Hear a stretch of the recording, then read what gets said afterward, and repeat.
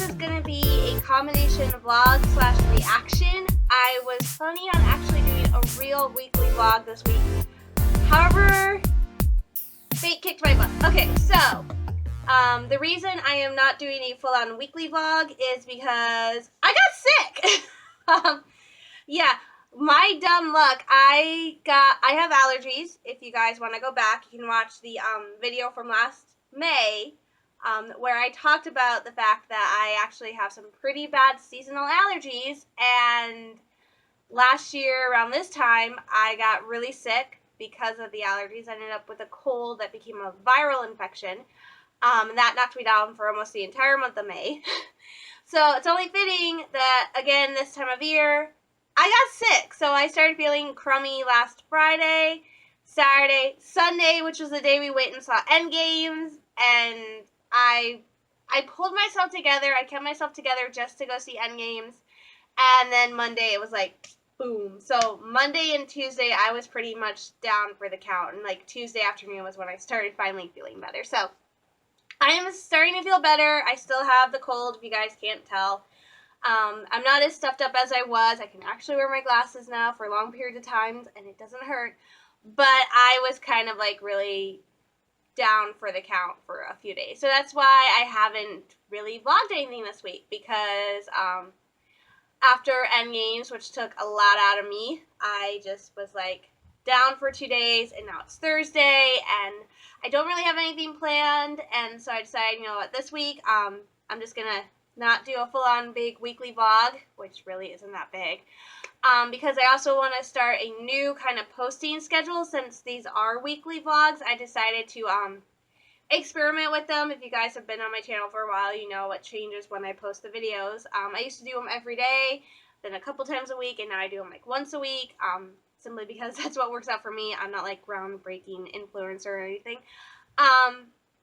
So I made the option to, instead of posting them on Sundays, and just have Sunday be a day where I can like relax, because Sundays do tend to be the day that typically my family will go out and do stuff. It's one of the only days of the week that usually my entire family has off. Sundays are my mom, my brother, and I, usually we all have Sundays off. So that's usually when we go do stuff as a family. Like I said, that's when my brother and I went to go see Endgames. Endgames? I keep saying Endgames. It's just Endgame.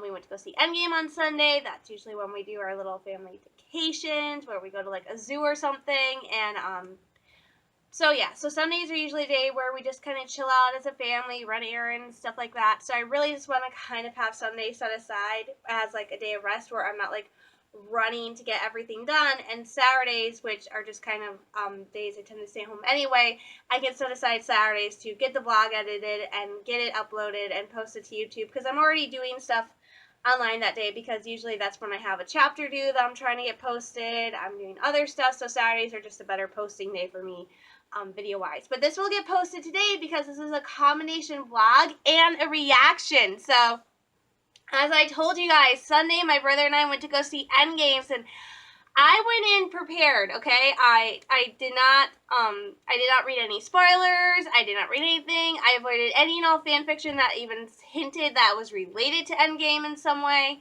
But I did take a lot of advice.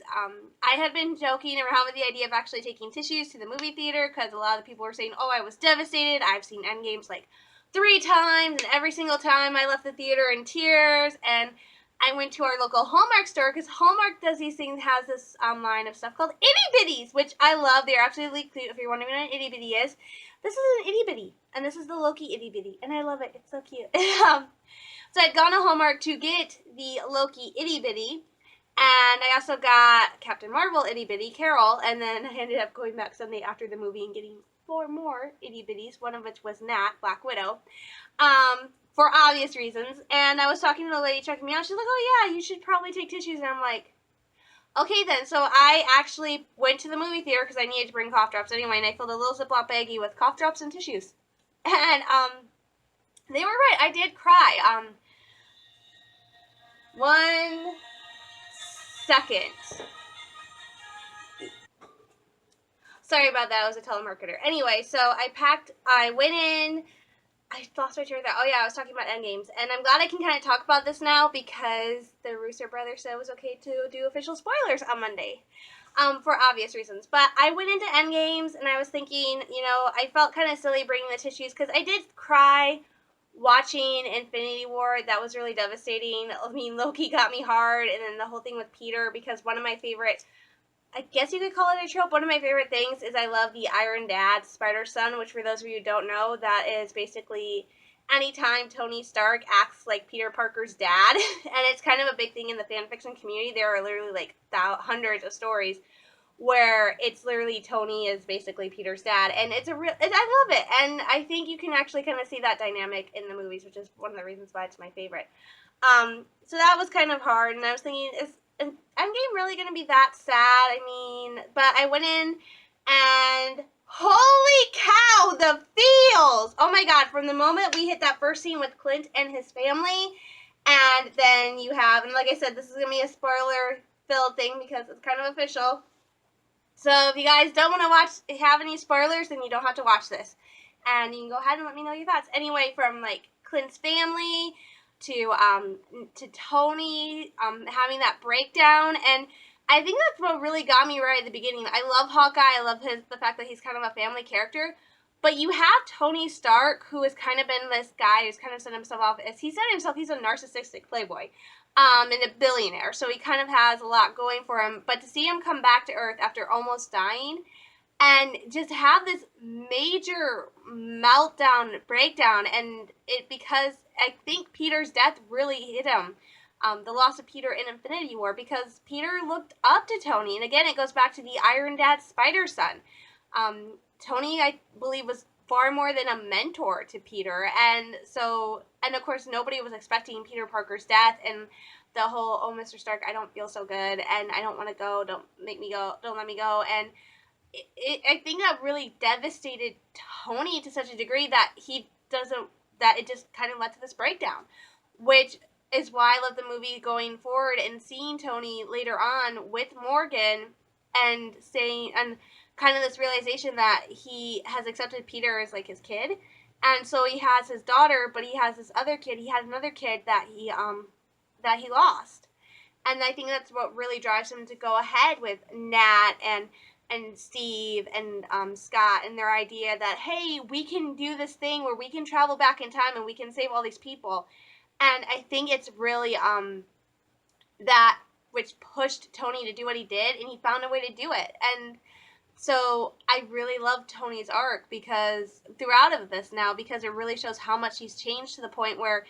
once he figured out how to do something, he was doing it, and his only stipulation was that they get everybody back, they don't lose what they've gained, and because he gained a lot, he's married and has a kid, and he has another kid, and he somehow stays alive, and that is probably what made Tony's death even more devastating for me, is that those were his only 3 goals, and he accomplished 2 of them, and he wasn't able to do the 3rd one, and he died for a greater good, and I'm crying just thinking about it. So, but I love Tony's story arc through the movie the most. Thor kind of threw me for a loop. I never thought I'd ever see the God of Thunder with a beer gut. But it will be interesting seeing Thor's story moving forward as he is now hanging out with the Guardians. Nat, I was absolutely devastated with Nat. I will just leave it at that. But yeah, I don't want to get too much into it because I feel like I'm spoiling a lot. But if you guys are going to watch the reaction that I'm going to do in a few minutes, it's going to get spoiled. But I really loved it. That moment, that final battle, that was when everybody came through. That was just amazing and wonderful. I love the girl power moment. One of my friends said that felt really forced, and I'm like, I don't think it felt forced at all. I thought it was nice to see them acknowledge the female characters. I loved seeing Pepper Potts in an iron suit. That was really awesome.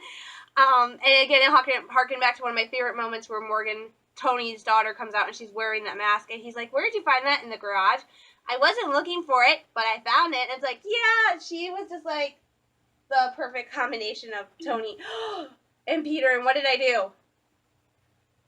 Oh, shoot, I hit Netflix. That's not what I wanted. I went to grab my remote. But yeah, that was a really powerful moment. It was just really awesome. And Again, I always go back to the Spider-Son, Iron Dad moments. I think that one moment that you really saw that Tony had changed was when Peter comes back. And he's like, oh, hey, Mr. Stark, do you remember when we all turned at us? And then this happened, and the wizard were there, he told me we had to go, and you just see Tony's face just go from just this pure joy because, oh my God, his kid is back. His son is back. The person he told that I want you to be better than me. So it was really interesting to see that moment and just have that one lovely moment of seeing Tony kind of be like, oh my God, my kid is back and I can be happy and we did this and it worked. And that makes his death so much harder. I'm not sure how I feel about the Captain America, how they ended that particular arc, because of course, as everybody knew, Robert Downey Jr. and Chris Evans, their contracts were up with Endgame. Their contracts are up. They were not renewed. So they are no longer portraying Iron Man or Captain America. So I think it will be fun to have Sam move forward and more from being the Falcon into being the new Captain America. But I'm not. I liked the ending. I did like Endgames. It's just that it just seemed kind of odd that Captain America would choose that. But then I liked it. But the thing that kind of gets to me is the way he phrased it. That instead of coming back, he chose to do what Tony had told him to do and get a life, and that's why he did what he did. So a part of me thinks that Cap did that because it was kind of it was what he wanted, but in another level, it was a way for him to honor Tony. So I think that's why I find it a little bit odd. I liked it. I keep saying I liked it. I just found it odd, but I think that's why.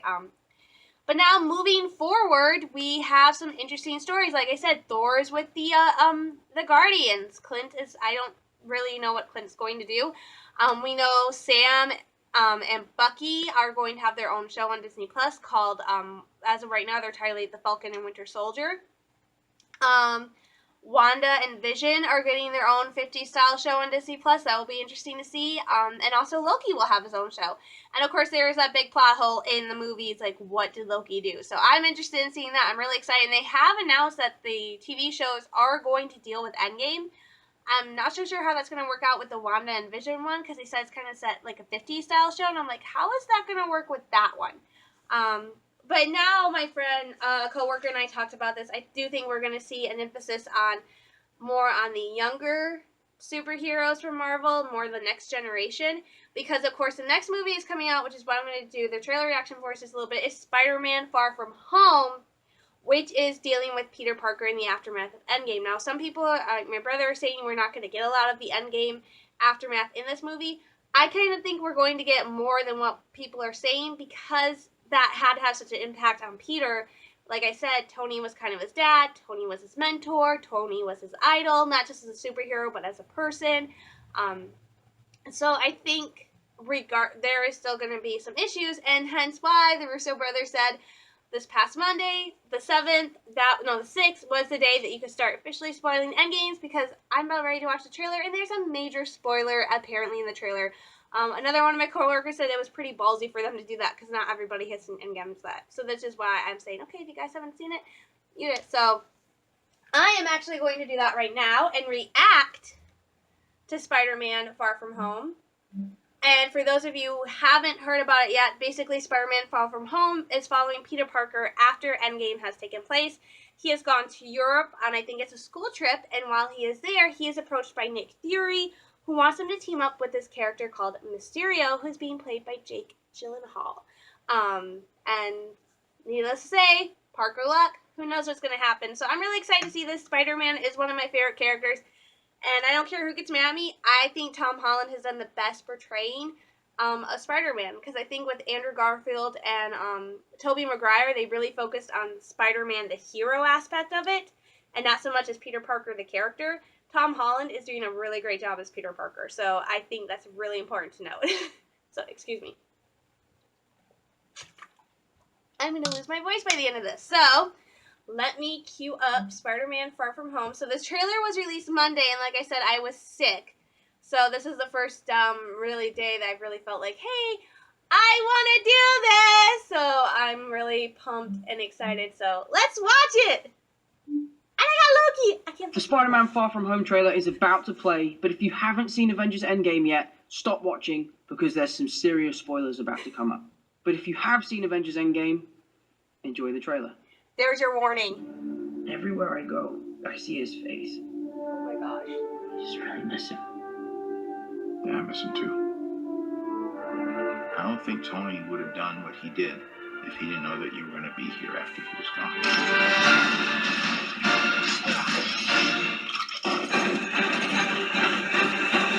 Whoa. You gonna be the next Iron Man now? Well, no, I don't have time. I'm too busy doing your job. Oh, I'm kidding. Look, keep up the good work because I am going on vacation. Heads up, Nick Fury's calling you. I don't really want to talk to Nick Answer Fury. the phone. Why? Because if you don't talk to him, then I have to talk to him. I don't want to talk to him. You sent Nick Fury to voicemail? I gotta go. You do not ghost Nick Fury. Hey, Marks, what's up? We're just talking about the trip. I'm here in St. Marco Polo. I think MJ really likes me. Probably when I first fell in love. You're a very difficult person to contact, Spider-Man. Oh, shoot. This is Mr. Beck. You could use someone like you on my world. Your world, Beck, is from Earth, just not ours. The snap tore a hole in our dimension. You're saying there's a multiverse? We have a job to do. Yes! You're coming with us. There's gotta be someone else you can use. What about Thor? Off-world. Captain Marvel. Unavailable. But who's the friendly name of Spider-Man? Bitch, please, you've been to space. What do you want, Peter? I want to go back on my trip with the girl who I really like and tell her how I feel. MJ, I am Spider-Man. No, of course I'm not. I mean, it's kind of obvious. Oh my gosh. You may not be ready, but this is my responsibility. Saving the world requires sacrifice. Sometimes people die. Oh, my God. I always feel like I'm putting my friends in danger. The world needs the next Iron Man. You going to step up or not?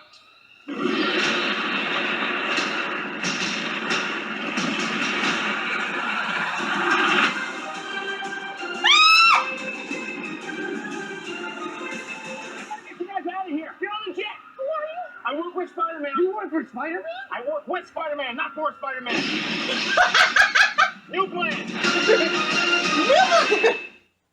Oh, wow. Okay, I'm pumped. That was awesome. And I really think my theory is right that we're definitely going to get a lot more relating to Endgame than what people think. I mean, that trailer, like Tom Holland said, it was a big spoiler, so hopefully you guys have seen Endgames.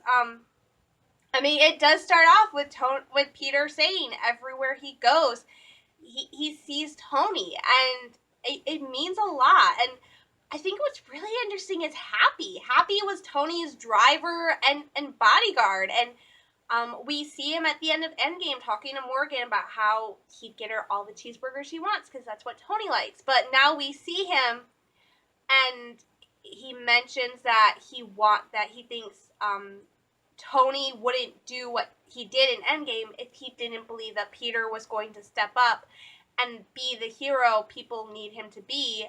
And oh my gosh, I'm gonna cry now. I'm sorry, but it's just, you watch Homecoming and there's that moment where Tony tells Peter that he wants Peter to be better than the suit, that he wants Peter to be better than Iron Man, and you have Happy in this trailer telling Peter that Tony wouldn't have done what he did in Endgame if he didn't believe that Peter had it in him to step up and be the hero people need him to be. And oh my gosh, I'm crying.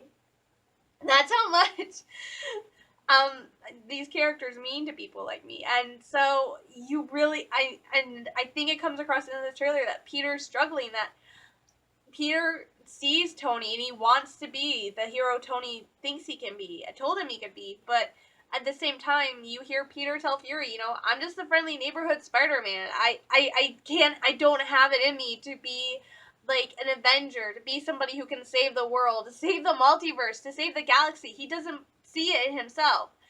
And But you have Fury, who is looking at Peter and doesn't just see Spider-Man. He sees Peter as the next Iron Man, which would be really interesting to see. Because Peter worked with Tony on the suits. He was Tony's like little protege, and so to have Fury say, "Look, you could be the next Iron Man. Are you up for this?" And I just look at Peter and I'm saying, is he really up for this? I think he's up for it, but oh my gosh. This movie, I think, is going to be, it is a Spider-Man movie, so we're going to have humor. You saw it. It was funny. I was laughing, but I definitely think it's going to be it's going to be kind of like Infinity War or Civil War, kind of on an emotional level, because it's clear, to me at least, Peter is still very much dealing with Endgame, with the after effects of the snap, with Tony's death, with what happened. And getting back to Happy, it's kind of like I said, Happy was with Morgan, but now it's like I think Happy has kind of taken over, and that maybe Tony at some point went to Happy and told Happy, look, if anything happens to me, watch over my kids, and not just watch over Morgan, but watch over Peter, because Peter's going to need somebody in his corner. Keeping an eye on him. And it seems like to me, Peter's kind of distancing himself from the Avengers. Because I feel like maybe since Tony's not there anymore, he doesn't really want to keep up with the Avengers, because Nick Fury calls and you can hear it. He's like, I don't want to talk to Nick Fury. You sent Nick Fury the voicemail? You can't ghost him. So it's like I said, Peter's still dealing with a lot of issues, and I can't wait to go see Homecoming. I am planning on going to go see it. This is going to be one of those movies I am going to go see in theater, so I can't wait to go see it. You guys, oh my gosh, I'm so sorry. My nose is running now because I started crying. You guys, drop me a comment down below.